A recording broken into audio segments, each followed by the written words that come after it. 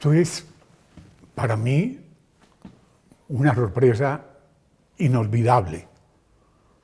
Antes de uno, obviamente, meterse al quirófano, invitar a esta silla, unos le dicen la silla eléctrica, otros le dicen la barbería, llámese como se llame, al hombre más importante de la izquierda intelectual en Colombia, después de Carlos Gaviria y de el inolvidable jefe de los años 48 o 50, que fue malogrado también, Carlos Alonso Lucio. Bienvenido hoy aquí al espectáculo de la inteligencia. Qué bueno tenerlo aquí. Por favor, William, qué alegría y qué generosas tus palabras, enormemente, te las agradezco. Es que me acuerdo yo como de Carlos Gaviria, de Gerardo Molina. Es que de esto ya no hay. La izquierda en Colombia se llenó de unos tipos ahí que no saben para dónde van. Es que sin lugar a dudas uno sí observa una disminución de la calidad del liderazgo político en Colombia enorme. Y no solamente los dirigentes, William. Yo creo que ha habido una disminución de la calidad del criterio general de la sociedad para evaluarse como país, para entender su momento histórico, para escoger sus dirigentes. Es decir, estamos en un momento de cierto oscurantismo, por lo menos en la reflexión política de la sociedad, no me cabe la menor duda, eso uno lo ve en la calidad de lo que lee en las redes sociales. El periodismo está muy flojito también. Bueno, aquí yo conmigo si ¿No no. es cierto? El periodismo está muy Usted flojito. no viene donde cualquiera. No, pero además hay una cosa, no te reconocí. ¿Cómo así? Pues no sé, es decir, yo vi entrar un tipo flaco y yo tenía la memoria de un personaje más bien robusto. Sí. O sea, ¿cuántos kilos has bajado, William? 35. ¿Y cómo te sientes? No, pues. Liviano, ágil, delicioso. Delicioso. Ah, no, que no, pues es decir, eso sí, por lo menos lo vi muy bien acompañado en una barbería.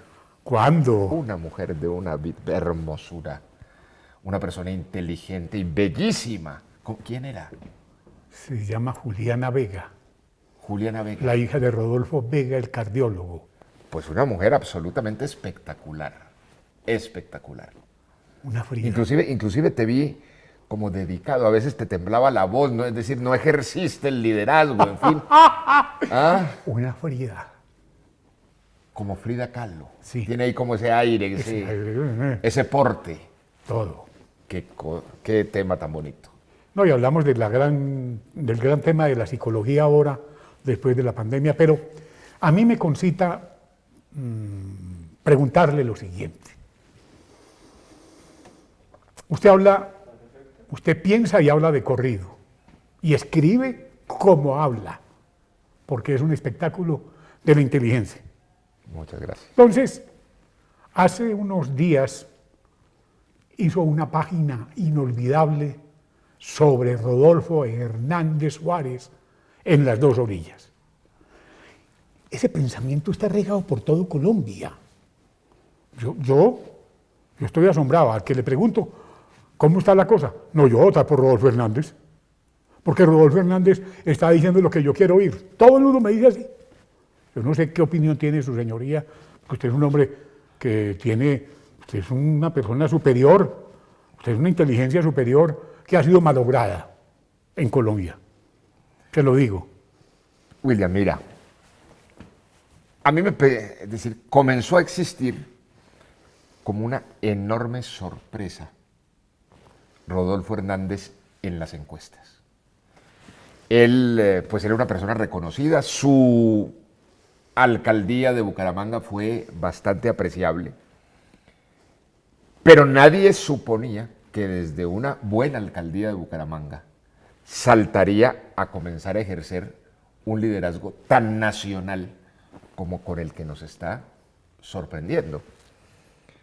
De hecho, cuando comienzan a salir las primeras encuestas y aparece él con un tercer puesto, en un momento del país de casi 50 candidatos a la presidencia. Es que mucho desempleo, hay mucho desempleo. Nunca había ocurrido. Como que hubiera llegado una moda de que cualquiera siente que puede ser presidente. Y resulta que él aparece de un momento a otro con el tercer puesto. Sí. Pues obviamente eso da para empezar a escucharlo con mucho más cuidado, para ver qué dice. Y estuve viendo el debate con los otros candidatos y sin lugar a dudas él se llevó el debate por delante. Ejerció el liderazgo, tomó la iniciativa, marcó el ritmo de los temas. Y en los sondeos que hicieron inmediatamente después, y era un debate con gente sumamente capaz. Un Juan Carlos Echeverry es un hombre capaz. Pero muy capaz. Fico Gutiérrez es un hombre muy capaz. Peñalosa es un hombre muy capaz.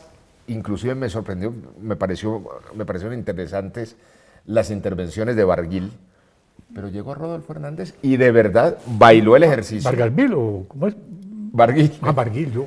Y resulta que la iniciativa y los sondeos posteriores lo dieron a Hernández ganador en todo. Eso me llamó mucho la atención porque en las encuestas posteriores a ese debate le arrancó el segundo puesto a Sergio Fajardo. No, además con una característica, ojo, y es que estamos en un momento electoral en que el que consolide el segundo puesto gana. Porque como el país está ante el tema de que no quiere a Petro, entonces muy posiblemente el segundo nuclea una gran alianza de fuerzas que lo conduce muy fácilmente a la presidencia de la República. Y resulta que ese puesto, antes de terminar el año, ya lo tomó en la delantera Rodolfo Hernández. Entonces escribí un artículo en mis columnas de los domingos en Las Dos Orillas y estoy absolutamente sorprendido de la respuesta y de los comentarios. Gente de distintas regiones del país, del Valle del Cauca, de los Llanos Orientales, de la costa atlántico, que del Huila y el Tolima. Gente que uno ni siquiera pensaba que estaba opinando en política, diciendo yo voy a votar por Rodolfo Hernández. Es decir, sin lugar a dudas él está constituyendo un fenómeno político y está siendo la sorpresa del momento. Vamos a ver si logra sostener ese puesto en la carrera en que estamos. Pero que es el fenómeno político de hoy, es el fenómeno político de hoy. Leí también, porque yo soy asiduo lector de sus columnas, Carlos Alonso, sobre el famoso libro de Petro. Y yo deduje de ahí que lo que su señoría plantea de manera directa es que a Petro no le pueden creer ni las mentiras, que a Petro no le puede creer ni lo contrario de lo que dice, que es un mitómano. Y eso lo decía Carlos Gaviria. Y eso lo dijo el autor de El olvido que seremos. Lo escribió hace unos meses en El Espectador. Y mucha gente en Colombia que se está sacudiendo porque no podemos caer en la vergüenza de meter un mitómano a la presidencia de la República. Un tipo que cambia una mentira por otra. Es que yo creo, leyendo ese libro, yo no tenía ningún interés en leer el libro. Pero resulta que dos personas... No. Me mandaron, fotocopiaron un par de páginas en que hace referencia a mí. ¿Cómo? Y yo leí esas páginas y sencillamente lo que dice ahí es mentira. Entonces dije, déjeme que voy a leer el libro a propósito de ver qué tantas mentiras, porque si miente sobre uno, me imagino que va a mentir sobre muchas. Pues mintió sobre Carlos Pizarro, como lo dijiste. No, es que, por ejemplo, cuando se refiere a mí, dice que yo tenía una extraña relación con Pizarro, porque los dos éramos venidos de las clases medias altas al M-19, y que entonces Pizarro y yo urdimos en una reunión que hicimos en 1987 por allá en el Cauca, la línea militarista del M-19. Que Pizarro lideraba la línea militarista y que yo era el que había traído también la línea militarista. Y dije, está loco porque además esos nunca fueron términos que nosotros usamos en la época del M-19. Que líneas militaristas, que líneas pacifistas, eso nunca existió. Eso existió posteriormente en la cabeza de de Petro. Y empiezo a leer cosas que son absolutamente enfermizas. Como por ejemplo, Petro sostiene que él fue el que convenció a Pizarro de hacer la paz. Mire, eso es absolutamente mentiroso. Eso es absolutamente mentiroso. Entre otras cosas porque, y uno le siente cierto resentimiento a Petro contra Pizarro y contra quienes tenían, es decir, contra el M-19 de ese momento, porque la verdad es que Petro nunca fue un hombre importante entre nosotros. A él le decían cacas. Como decir la persona que, es decir, él dice, por ejemplo, en el libro que la rivalidad que había entre Pizarro y él, eso es mentira. Pizarro nunca tuvo rivalidad con Petro, entre otras cosas porque Petro nunca tuvo, si se quiere, la significación y la representatividad al interior del M-19 como para ser rival de Pizarro, que era el jefe y además una de las personas más admiradas y queridas al interior nuestro. Y empieza a decir mentiras, mentiras sobre Zipaquirá, mentiras sobre dónde estudió, en fin, y por eso fue que escribí ese artículo, porque pienso que cuando hablamos del criterio social, el criterio de la gente para escoger quién va a ser el presidente, yo creo que al margen de decir si viene de la derecha, de la izquierda o del centro, de esa geometría de la política que se especula hoy y que se especula desde hace un tiempo, lo primero que uno tiene que observar en un candidato que aspira a ser presidente para conducir tu sociedad es cuál es su carácter. Qué tan confiable es en términos de sus principios y sus valores, de su forma de aproximarse a la realidad, de la manera de reaccionar a los conflictos que eventualmente tenga, de cómo se comporta con sus compañeros o con sus adversarios. En fin, los elementos del carácter son esenciales. Y cuando una persona, en un libro autobiográfico, que es el del testimonio, casi que es una notaría pública, a propósito de su propio carácter, miente tanto, dice tanto, es decir, se transforma tanto en cuanto a la percepción que él quiere, se contradice tantas veces. Mira, te voy a poner este ejemplo, William, que yo quedé sorprendido y que denota un cierto complejo existencial del carácter. Cuando comienza el libro, Petro presenta a su familia. Y entonces comienza a hablar de su mamá. Dice, mi mamá, una persona que nació en Gachetá, Cundinamarca, hija de un hombre pudiente. Es decir, lo que nos dijo de su abuelo era que era pudiente, que tuvo que salir por los temas de la violencia, de los liberales, de los conservadores allá, y terminó viviendo en Bogotá. Y pasa acto seguido a presentar a la familia Petro. Y dice, creo que los antepasados Petro llegaron al país a finales del siglo XIX, se ubicaron en Córdoba, no salieron de Córdoba prácticamente, pero yo estuve en Europa hace poco, averiguando por mis ancestros. La familia Petro viene del norte de Italia, de la Savona, y somos una familia noble del siglo X. Ay, vergüenza ajena.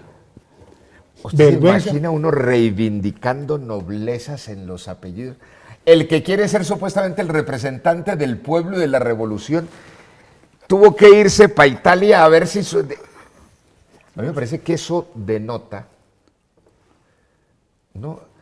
Claro que uno puede reírse, pero más que reírse, lo que uno tiene que anotar es que hay un complejo social Terrible. elemental, terrible, que le marca su personalidad, que no debe estar presente supuestamente en un líder popular. Imagínense, cuando, por ejemplo, ese complejo en el M-19 nunca existió. En el M-19 había personas que venían del campo, de los indígenas, de los estudiantes, de los intelectuales, de todas. Había gente que venía de familias con más recursos económicos, con menos, con de todo. Yo te lo aseguro, William, eso nunca fue tema entre nosotros. Yo creo que Jaime Bateman no lo No conoció. había cero conflictos sociales, complejos sociales. Eso para nosotros era un tema dado y superado. Es más, nos parecía que pues antes de la revolución de la democracia ya se había derrotado ese tema de las noblezas y los apellidos y las pendejadas esas, para salir tú en la presentación de tu familia a reivindicarte. Pues Como es un que noble. prácticamente, mira, de los 50 candidatos que hay hoy a la presidencia de la República, el único noble es él. No, no. ¿No es cierto? Es que uno dice, eso no tiene... Es decir, ¿qué hay detrás de eso? ¿Por qué comete esa estupidez? Porque al final uno lee su libro y dice, esto es una estupidez. Qué vergüenza. Y así hay 1000 casos, 1000 temas. Nos repiten el libro más o menos unas 60 veces en las primeras 50 páginas, que que él es muy inteligente y que era el mejor estudiante porque como él era tan inteligente. Ah, cómo era tan inteligente. Como era tan inteligente. Entonces, como él era tan inteligente y empezó a leer El Capital de Marx casi que Pero a entonces- los 8 años. Pero llegó al capítulo 5, al de la No, mercancía. casi que a los 8 años. Y entonces que por eso no lo querían los curas de La Salle, del colegio donde él estudió, en Zipaquirá. ¿Y tú sabes por qué no los querían? Primero porque era inteligente y marxista, entonces eso les daba... los curas no podían resistir que el muchacho más inteligente de su colegio fuera marxista. Y segundo, porque según él, Sí, los curas de ese colegio eran franquistas, franquista. seguidores de Franco. El franquismo de Colombia en los años 70. ¿Y eso cuándo? Y dice uno, ¿pero eso cuándo fue? Es decir, espérese un momentico. Pero entonces no solamente era franquista los sacerdotes de La Salle, sino que era franquista la clase dirigente zipaquireña. Y dice uno, Dios mío. entonces, la clase zipaquireña... ¿Y Eber dirigente- Bustamante qué era entonces? Entonces eran franquistas y por ser franquistas odiaban a Petro. Eso es una mitomanía, Sí, una mitomanía. Nos relata, por ejemplo, allí que uno de sus compañeros de curso, un muchacho de apellido Echeverry, era el hijo del gerente del Banco de Colombia en Zipaquirá, y que entonces ese muchacho vivía en una casa mejor que la de Petro. Y entonces a partir de ahí, a través de ese hijo del gerente del Banco de Colombia en Zipaquirá, él se explicó la lucha de clases. Y dice uno, pero espérese un momentico, si el hijo de un gerente de banco de Zipaquirá es la oligarquía y es la lucha de clases, nos enloquecimos. sí, sí. De hecho, casi que entonces uno llega a la conclusión, oligarca es todo aquel que tiene de patineta y Renault 4 para arriba. ¿Tú te imaginas si puede ser oligarca el gerente del Banco de Colombia, de la sucursal en Zipaquirá? Por Dios. Entonces me parece que hay una deformación de la realidad que surge ni siquiera por problemas ideológicos, sino de complejos personales, Sí. de cosas que no sé si no superó, es que eso no tiene, mejor dicho, uno no puede irse a Europa a buscar si viene de una familia noble del siglo X. Santísima Virgen, por Dios bendito. ¿Esto qué es? Se sale de proporciones. Por eso fue que leí el libro y por eso fue que escribí, porque dije, mire, hay que verificar si alguien cuando le van a dar un puesto en una institución del Estado o le van a dar un puesto en los análisis que hacen le hacen los análisis psicológicos, de personalidad, de carácter. ¿Cómo nosotros los colombianos no vamos a observar, antes de pensar en ideologías, antes de pensar en izquierdas y derechas, en el carácter y en los temas de personalidad de las personas por quienes vamos a votar? ¿Cómo es el cuento de la consulta? Que eso es otra cosa que yo no me la he podido tragar. Es lo que es como un negocio que están montando en torno a Petro. Yo no sé cómo es esa vaina. Es más, yo no sé por qué la Corte Constitucional no ha tomado el estudio de eso. La Corte Constitucional, que tiene una figura que muchas veces se esgrime para tumbar reformas constitucionales, que habla como de la estructura, de los ejes fundamentales que soportan el tema constitucional. La configuración de la democracia colombiana, de la elección presidencial en Colombia, el constituyente del 91 la estableció en 2 vueltas. Es decir, que los distintos partidos lleguen, o movimientos, o candidatos por firmas, lleguen a la primera vuelta, y a partir de la primera vuelta, como no quedan sino 2, haya una repartición nueva de alianzas y coaliciones para determinar entre esos 2 candidatos quién va a ganar. Es decir, la configuración, para eso se hace el sistema presidencial de las 2 vueltas. Prácticamente a partir de la elección pasada, con esa consulta que se inventaron Petro y que hoy es Caicedo, que hoy es gobernador de Magdalena, Sí. hicieron una coalición con la cual terminaron sencillamente financiando a priori lo que iba a ser posteriormente la primera y la segunda vuelta. ¿Qué es lo que van a hacer hoy? Donde a mí me parece que ahí hay un fraude, una estafa al bolsillo de los colombianos, al fisco público. ¿En qué sentido? Esas son consultas que se hacen el día de las elecciones parlamentarias, pero que a su vez van a ser pagadas por nosotros los colombianos, no solamente como infraestructura, sino por la retribución económica de los votos. Por la retribución económica de los votos.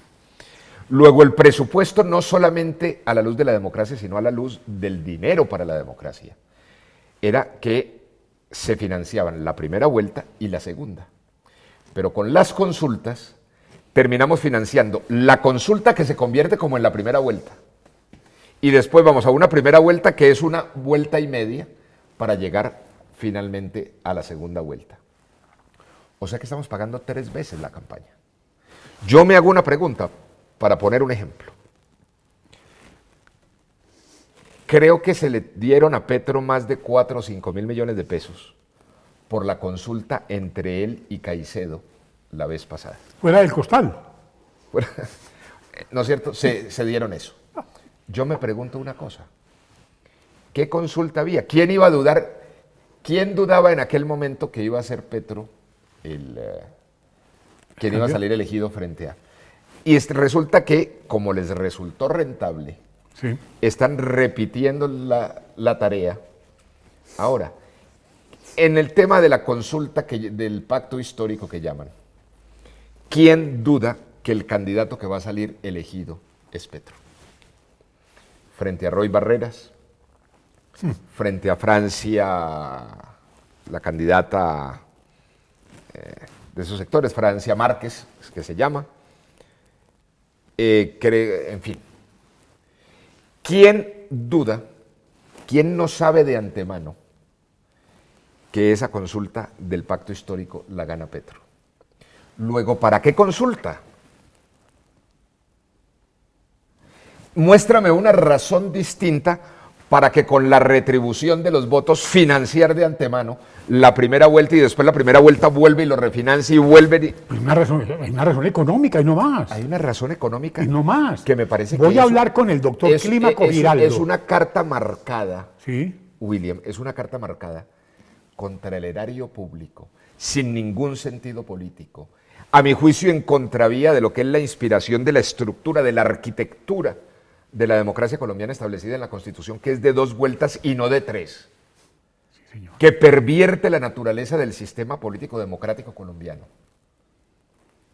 Y por plata. ¿Y dónde está la Corte Constitucional? Yo me pregunto, ¿dónde está la Corte Constitucional? ¿Por qué el Consejo Nacional Electoral admite eso? El Conejo Nacional Electoral. A mí me parece que es un conejo público, desvergonzado.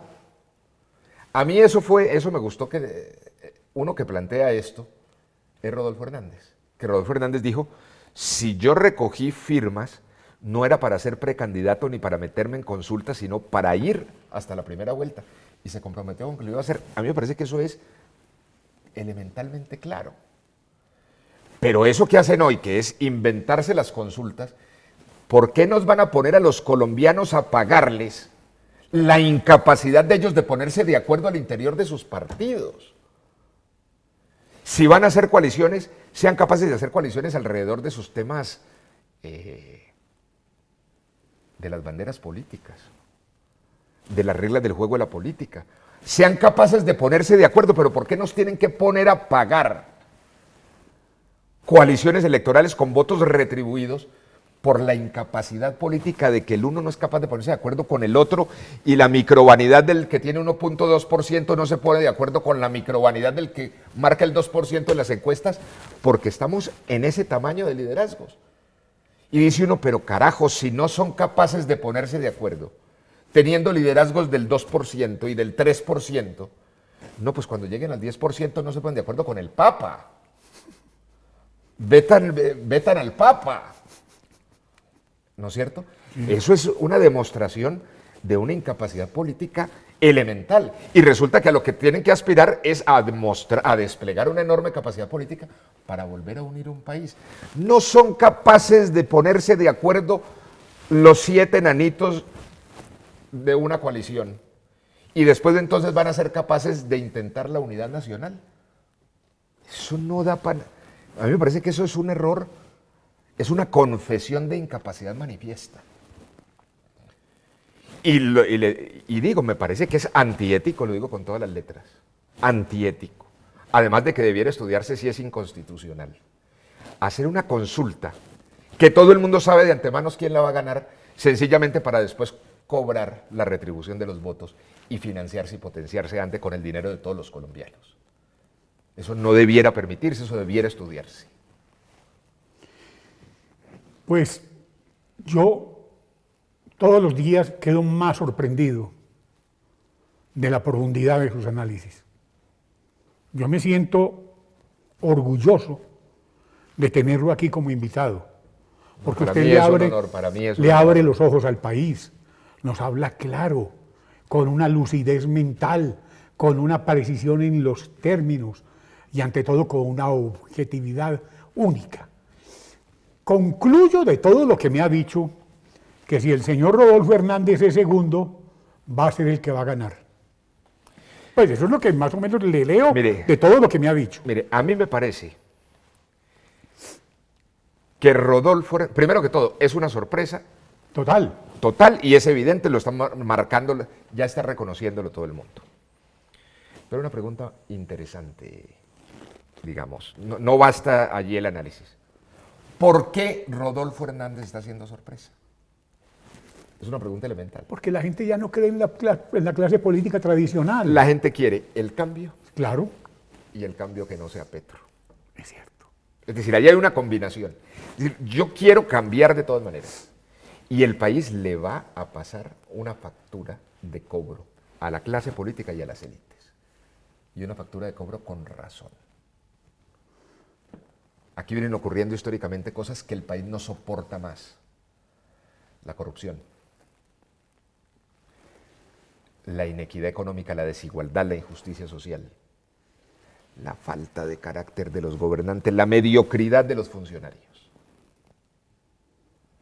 A la gente no se le olvida el desgobierno, del vandalismo y del paro. Nadie. Eso no ¿Quién dirigió ese paro? ¿No es cierto? ¿Quién lo dirigió? Al país no se le olvidan los abusos desde el Ministerio de Hacienda, de este y de los anteriores. Así es. Luego hay unas razones objetivas y válidas por las cuales la gente diga, me cansé y quiero el cambio. Claro. Pero no quiero un cambio, es decir, mi anhelo justo de cambio no se me puede volver en el desastre de Venezuela, ni el desastre de Nicaragua. Es decir, cambio no puede ser suicidio, es lo que dice la gente. Y me parece que están empezando a ver en Hernández un tipo de cambio franco, abierto, de región santanderiano, pero que por su formación, por su trayectoria de empresario, etcétera, no nos va a llevar a un suicidio ni a una locura. Está la gente... Y esas dos cosas, esa combinación, sin lugar a duda, está haciendo coincidir lo que plantea Rodolfo Hernández con lo que la gente quiere. Y yo creo que si él, yo diría, se necesita solamente una cosa para que Rodolfo Hernández tenga una tendencia hacia una victoria presidencial, que no se vaya a equivocar. No se equivoca. Que no se equivoque. Es que no se equivoque. Si él sostiene ese planteamiento y sostiene ese planteamiento, puede ser el escogido de los colombianos. Yo me siento emocionado escuchándolo. Porque hacía tiempo yo no traía aquí un personaje de su talla, de su dimensión intelectual, de su capacidad de análisis, que nos permita a los colombianos tener una lectura real de lo que pasa. Le voy a pedir un favor nomás. Le voy a pedir mucha oración. Mucha oración, usted sabe por qué. Sé que vas a tener una intervención el fin de semana. Sí. Sé que vas a tener la bendición. Sé que vas a salir muy bien y ten la seguridad Y espero de que que tú mi allá, familia y nosotros vamos a orar. por favor. Porque además nosotros sabemos la verdad de la oración. Es decir, la oración rinde sus frutos. Y más bien hagamos otra cosa. Cuando salgas y te recuperes, que será muy pronto, volvemos aquí a Sí. ver cómo va la campaña. Y le damos las gracias a Dios Y le agradecemos a Dios en el mismo programa y al doctor ese Remberto éxito Burgos de la de tu experiencia. operación. Lo hacemos, claro que sí. Maestro, qué emoción la que siento. Y no me vaya a preguntar mucho por aquello. Es más, en ese programa, ¿tú nunca haces barberas de dos? Porque es que a mí me encantaría preguntarle a tu invitada cómo ve ella psicológicamente a los candidatos. Por hecho, el análisis psicológico de la campaña electoral. Sí. No. Me parece que sería brillante. No. A usted, de lejos. Con su señoría, de lejos. Yo creo que sería hagamos ese programa. Hagámoslo.